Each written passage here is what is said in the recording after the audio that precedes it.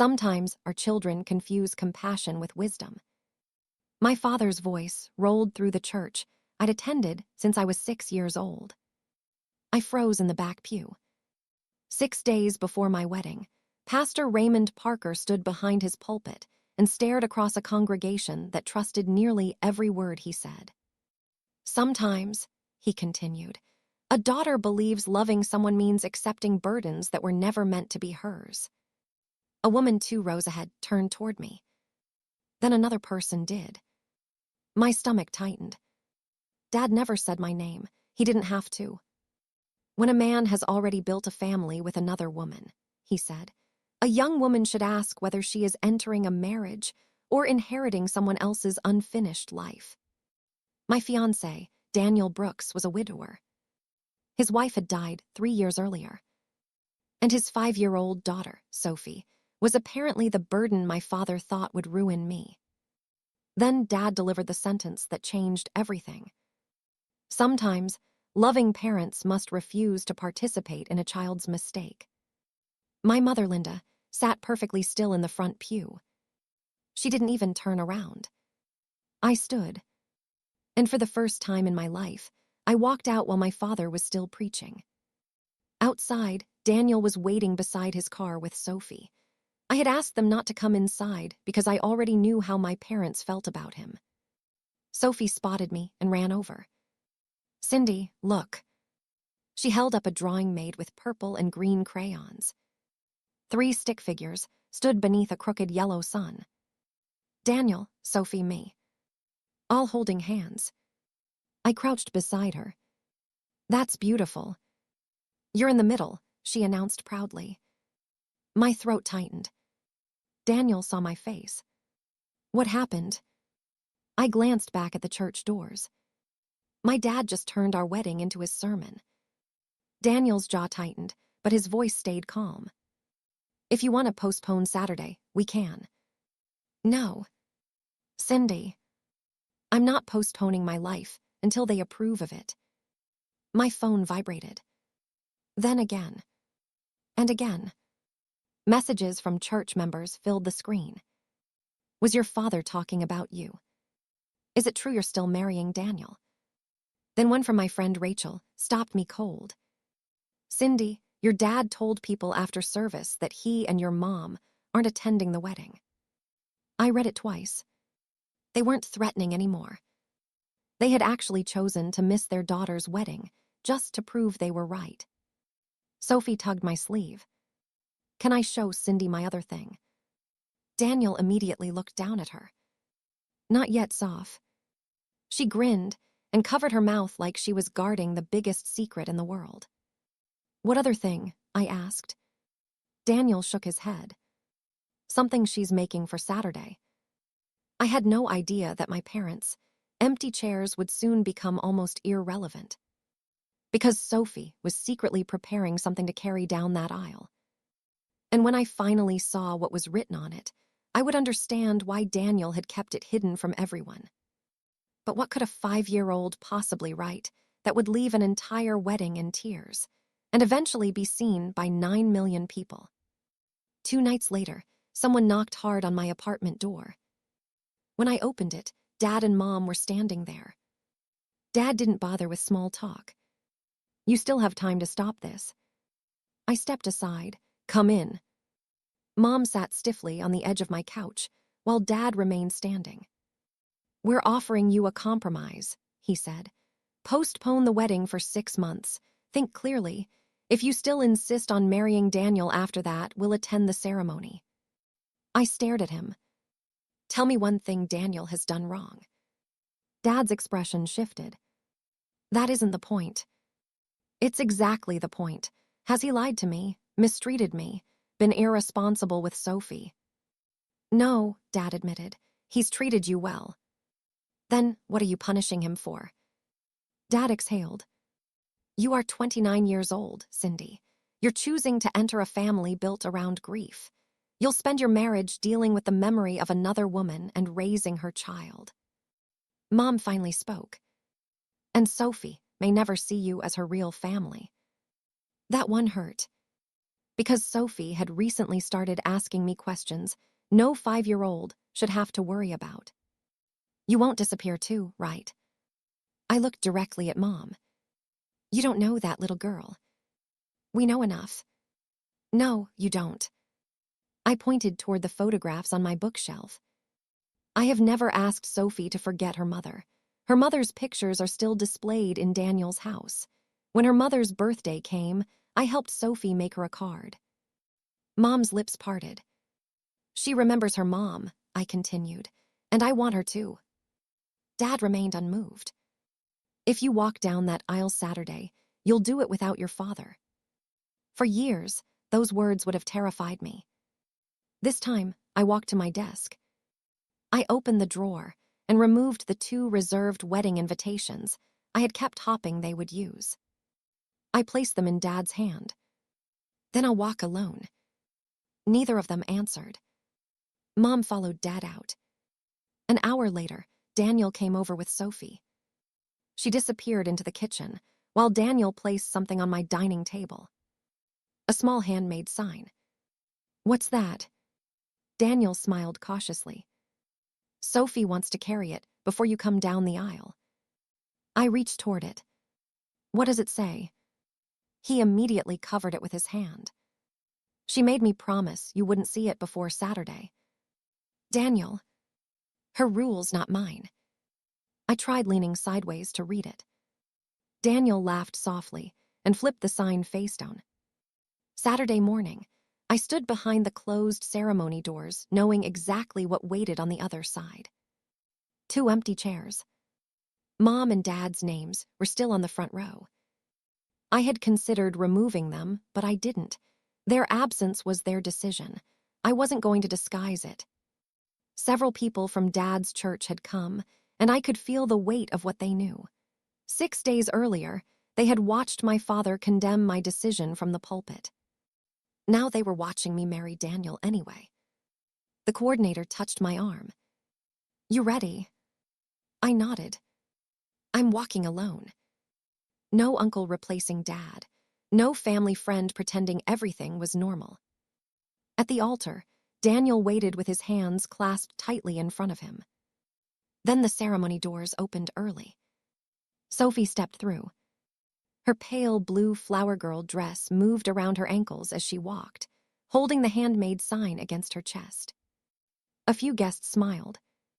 Then Sophie turned it around. The room went silent. I was still hidden behind the doors and couldn't see what she had written. But I could see Daniel.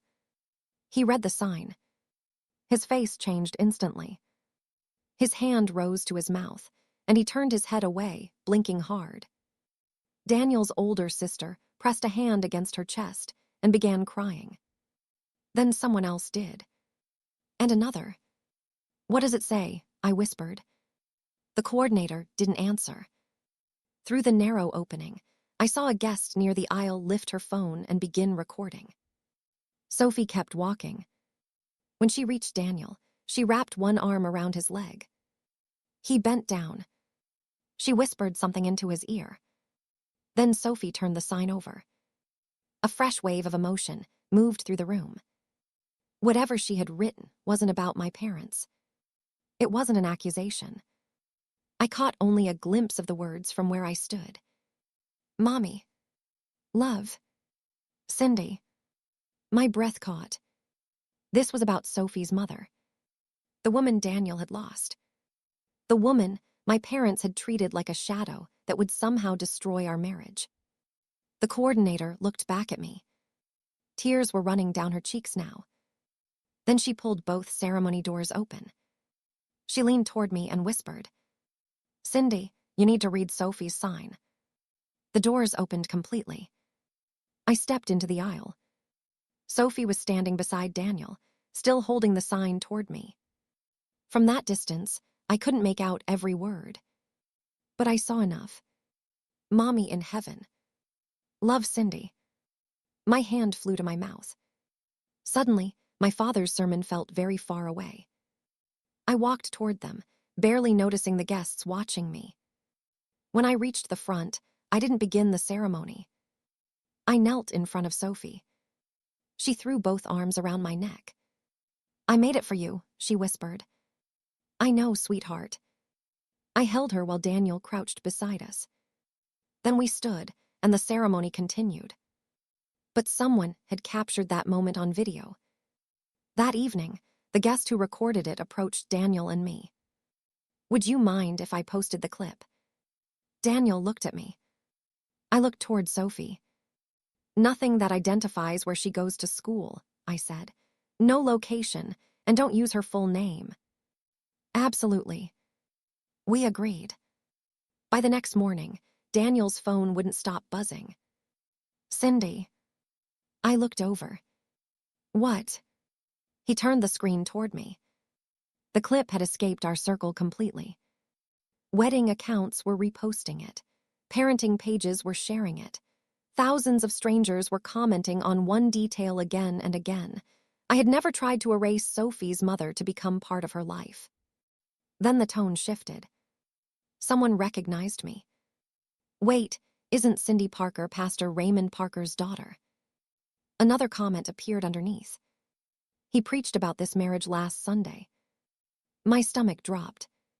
The sermon and the wedding video were suddenly part of the same conversation. People began asking why Dad had described Sophie as part of an unfinished life, when the little girl in the video clearly saw our marriage very differently. Messages requesting interviews started arriving. Some wanted me to respond publicly to Dad. I refused. "I'm not turning this into a war," I told Daniel. But Dad no longer controlled where the story went. Members of his congregation began contacting church leadership, asking whether he had used Sunday service to pressure his own daughter. 36 hours after our wedding, Daniel refreshed the original video. He stared at the number. "Cindy, *9, 004, 381 views." My phone rang. "Mom." I stared at her name. Before I could answer, another message appeared across my screen. "Your father's church board is meeting tonight." I answered Mom's call. But before she could say anything, I looked across the room at the little handmade sign resting on our table. By then, 9 million people had seen it. And I could finally read the words that had silenced our wedding. On the front, in uneven letters Daniel had helped Sophie spell, it said, "I asked Mommy in heaven if I could love Cindy too. I think she said yes." And on the back, "Today I get another person to love me forever." Daniel later told me where the words had come from. Weeks before the wedding, Sophie had asked him a question. "Daddy, if I love Cindy, does that mean I'm forgetting Mommy?" Daniel had knelt beside her. "No, sweetheart, love isn't something you have to divide." That was exactly what I had tried to show Sophie for nearly 2 years. I had never asked her to call me Mom. Her mother's photographs remained throughout Daniel's house. When her mother's birthday came, Sophie and I made a card together. I wasn't competing with a woman who had died. I was loving the daughter she had left behind. And somehow, my parents had never bothered to understand that. "Cindy."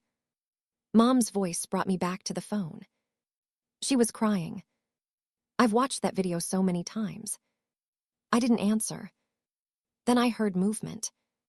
"Your father wants to speak to you." There was a long silence before Dad's voice came through.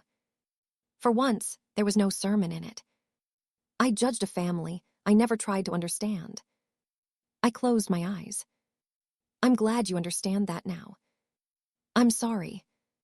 But missing my wedding wasn't the worst part, Dad." He went quiet.